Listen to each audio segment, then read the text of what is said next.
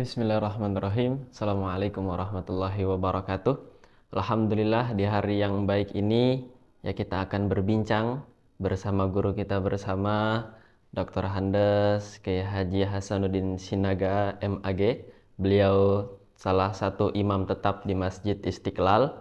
Kemudian beliau juga termasuk dosen Usuluddin di Universitas Islam Negeri Syarif Hidayatullah Jakarta, dan beliau termasuk dari salah satu penasehat UKM Hikmah Universitas Islam Negeri Syarif Hidayatullah Jakarta. Beliau di tahun 1996 mewakili Indonesia di Arab Saudi pada MTQ bidang tahfiznya, Ustaz ya. Betul. Ya, alhamdulillah. Ya, dan beliau julukan di Indonesia adalah Imam Sudaisnya Indonesia. Masya Allah. Ya, Ya, mari kita sapa beliau. Assalamualaikum Ustaz. Assalamualaikum warahmatullahi wabarakatuh. Alhamdulillah. Gimana kabarnya, baik Ustaz? Alhamdulillah baik. Ya. Ya. Jadi gini Ustaz, di Idul Fitri tahun ini kita akan berbincang santai tapi penuh dengan makna, penuh dagingnya. Karena untuk salah satu memudahkan media dakwah, ya kan. Nah, ada beberapa pertanyaan Ustaz. Ya. Perihal Idul Fitri. Sebelum masuk itu bisa Ustadz sebagai salah satu imam tetap di Masjid Istiqlal, ada cerita nggak, cerita dari awal Ustadz kenapa bisa mendapatkan gelar imam tetap Masjid Istiqlal, Ustadz? Itu terjadi pada tahun 2006 ya. 2006 saya ditelepon oleh Ustadz Syarifuddin Muhammad. Ya termasuk hikmah juga ya. Hikmah juga beliau, alhamdulillah. Jadi di Istiqlal ada formasi kosong membutuhkan imam karena waktu itu jumlah imamnya baru 6 orang. Ya, dari senior-senior kita dulu ya. Iya. Nah, karena ingin melengkapi, karena dalam seminggu kan ada 7 hari.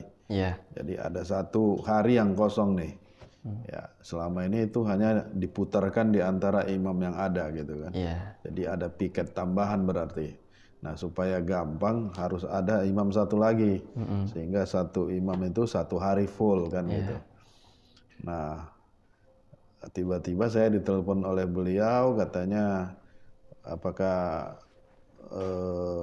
punya waktu untuk bergabung di Istiqlal gitu ya. Insya Allah saya bilang ya, insya Allah selama tidak berbenturan dengan jadwal sebagai dosen di UIN ya, maka saya bersedia. Makanya saya memilih hari libur kan. Nah, di sini saya hari Ahad ini. Ya, makanya selalu saya bertugas pasti hari libur ya. Hari libur. Nah, ya mungkin salah satu pertimbangannya ya itu tadi, ini adalah barokahnya Al-Quran.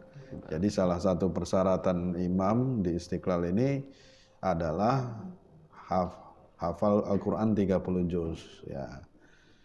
Dan juga memiliki prestasi nasional dan internasional. Ya. Beliau sebenarnya sudah lama kenal saya ya gitu. Mungkin sebelum di Istiqlal kan saya sudah imam di beberapa masjid ya.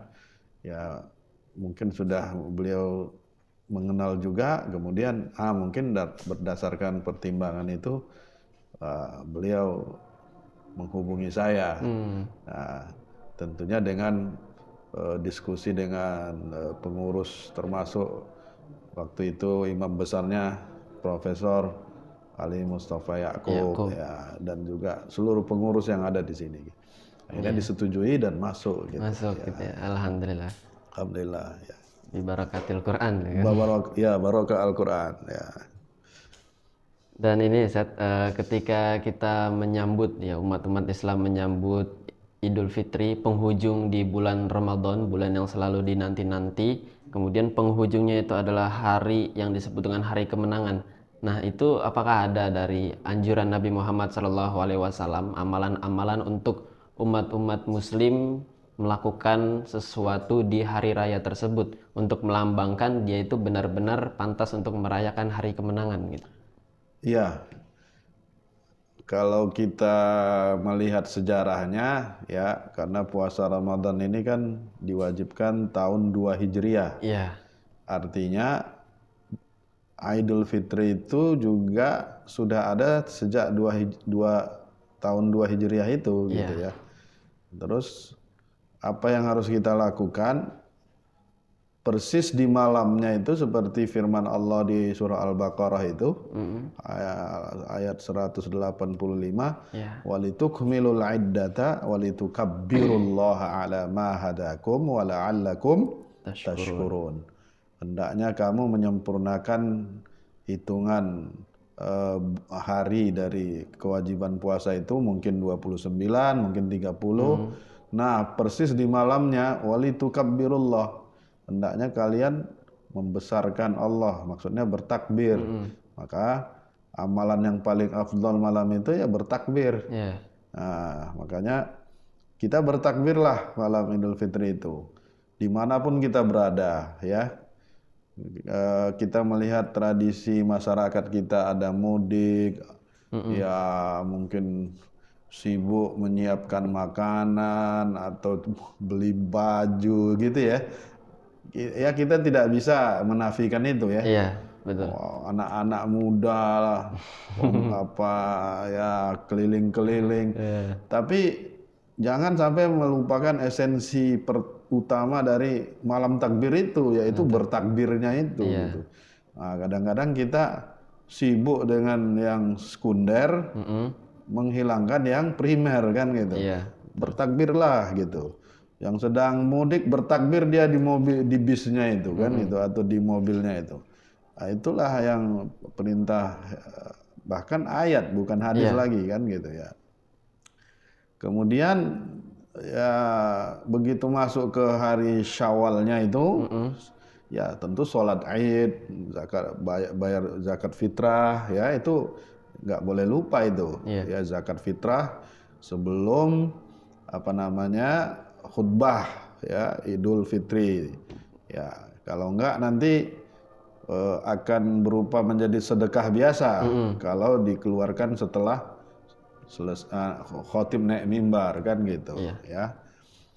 Kemudian ya kita disunahkan oleh Nabi, ya, dianjurkan oleh Nabi dan sunnah, yaitu puasa Syawal 6 hari ya.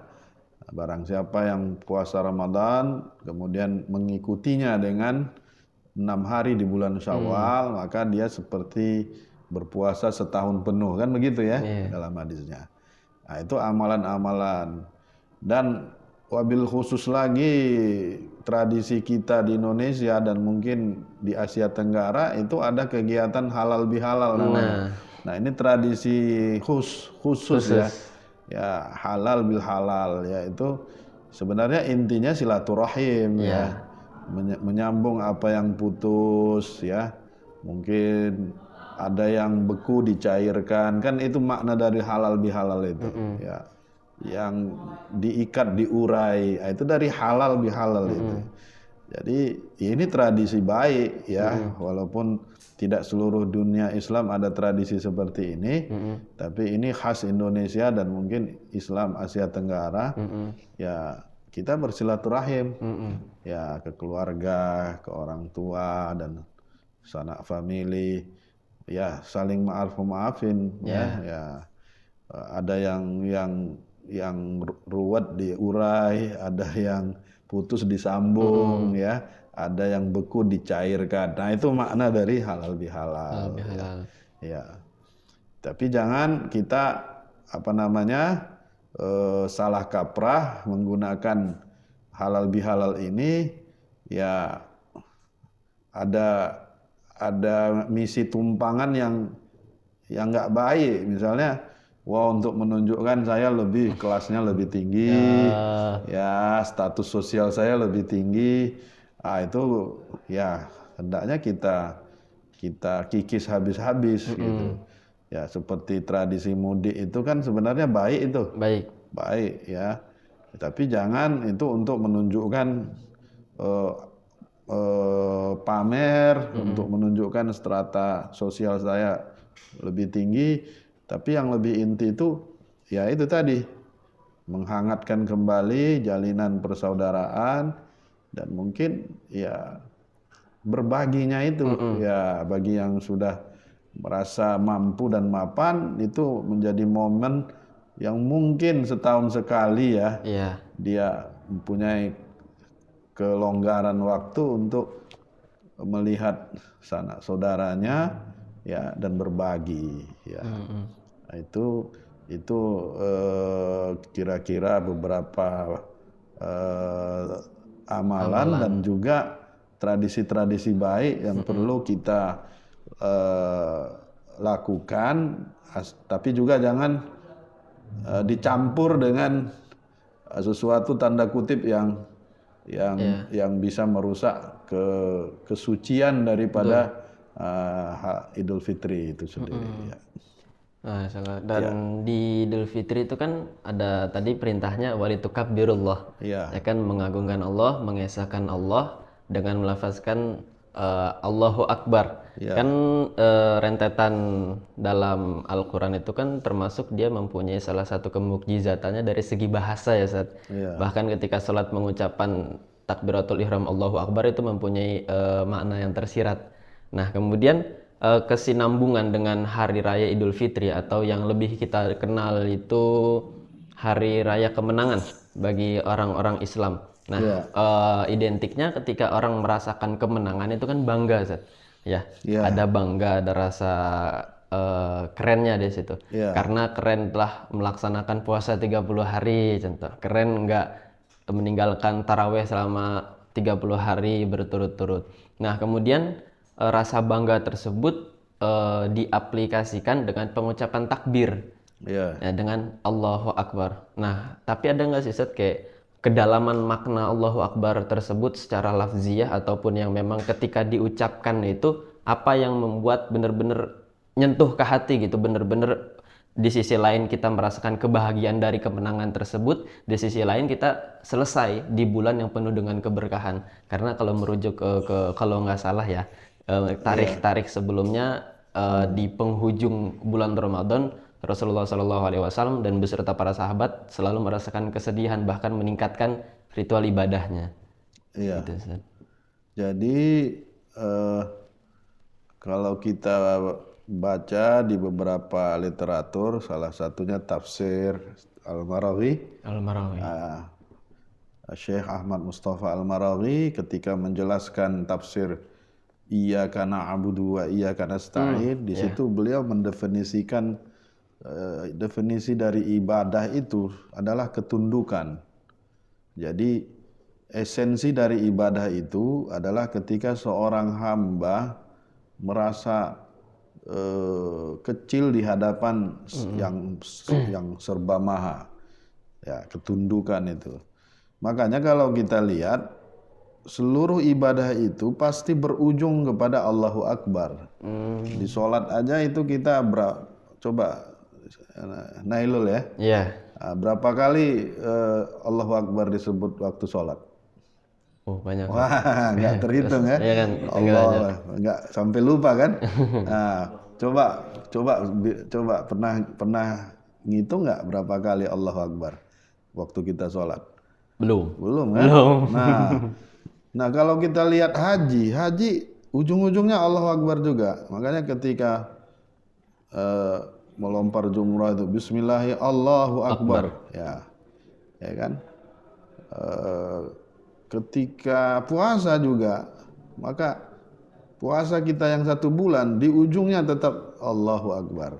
Berarti semua aktivitas kita ini sebenarnya harus bersumber dari kedalaman tauhid yang kuat dan berujung kepada tauhid yang kuat juga gitu. Jadi bermula dari ketauhidan dan berakhir di ketauhidan. Oh iya. Ketundukan dan kepatuhan itu.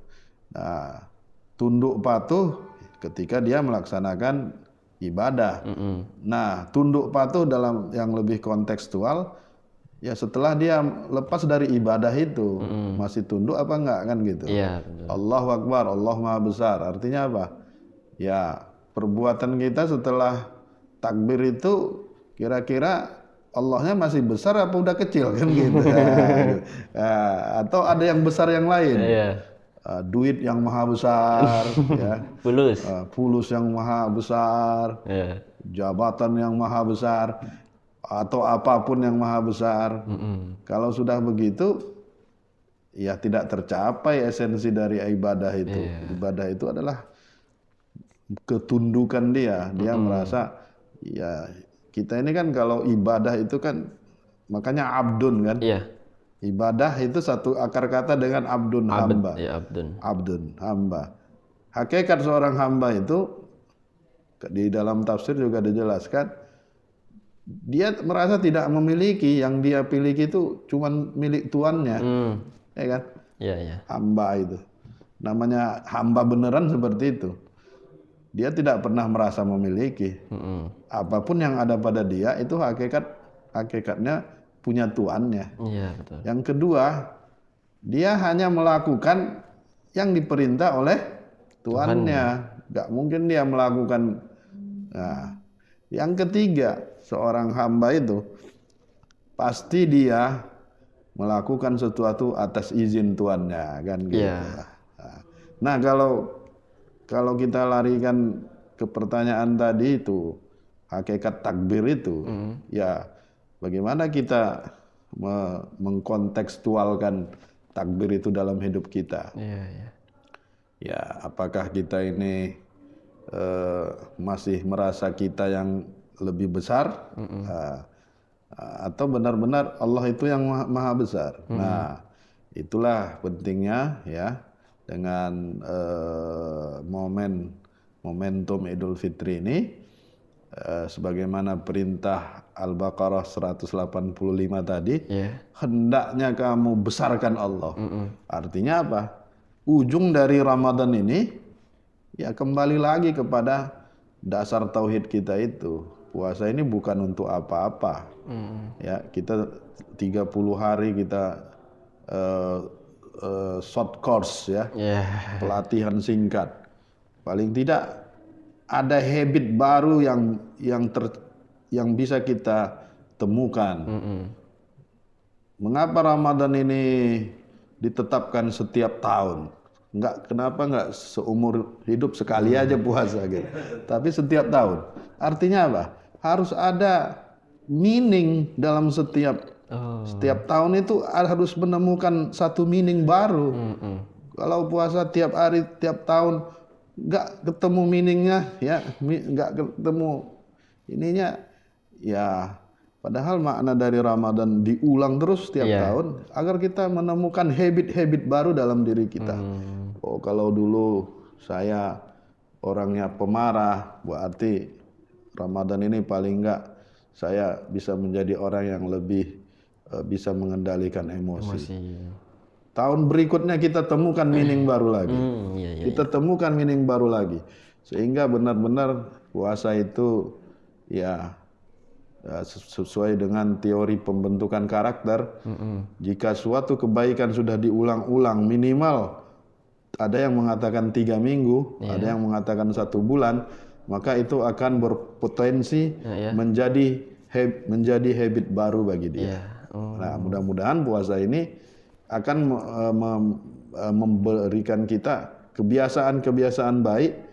Tentunya pasti bukan di Ramadan kan? Iya, betul. Nah, kita lihatnya nanti di luar Ramadan. Di pengaplikasiannya. Iya, betul. Begitu kira-kira. Ya. Dan yang terakhir Ustaz, kan di Idul Fitri itu tadi yang kembali lagi ada silaturahim. Ya sebenarnya silaturahim itu yang benar hanya sekedar ketika kita berkumpul sanak saudara, kemudian hanya sekedar maaf-maafan. Tapi kan maaf itu ada apa ya, kalau secara lebih dalamnya dia bukan hanya sekedar secara lisan. Karena nggak bisa dipungkiri juga, mungkin nggak tahu, saya pribadi juga merasakan ketika emang keluarga kumpul ya sekedar kumpul doang gitu, yang tetap awalnya marah ya udah gitu. Nah, untuk menimbulkan rasa udah sih kita saling memaafkan, karena toh ganjaran dari Islam untuk orang-orang yang memaafkan tuh besar. Nah, itu untuk memunculkan itu supaya benar-benar di Idul Fitri ini metode saling memaafkan itu benar-benar plong gitu, benar-benar selesai gitu, benar-benar sesuai dengan silaturahim, suatu ikatan yang mempunyai ujung kasih sayang, silaturahim gitu Ustaz. Ya, jadi memang ya eh, untuk bisa memaafkan itu lebih berat memang ya. Iya.